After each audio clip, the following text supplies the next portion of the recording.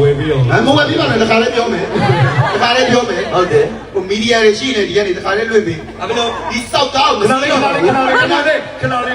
က်ကဆယ်လီကပါရကောခဏပိတ်ထားလိုက်ပါခဏလာလည်းမဟုတ်ဒီကားကိုမစီးတော့ပါဘူးဘာဖြစ်လို့သူလဲဝယ်ပြီးမှပုံမှန်သိပါတယ်ကျွန်တော်တို့ကဗဇက်ဖီရားပြီးသွားစလိုက်တာပါကားဝယ်ပြီးတာကတိုင်ပတ်တော့3500ရတယ်သူ့ရှိမှတော့အကျွေးရကို3သိန်းလောက်ရှိတယ်တိမ်ပါဝယ်ပြီးမှဝယ် Okay ဟာလို့ Okay you are မယုံတော့ Okay that's right အစီလိုက်ဆရာပေးထားတဲ့3,000တော့ကိုပြန်တောင်းလိုက်မယ်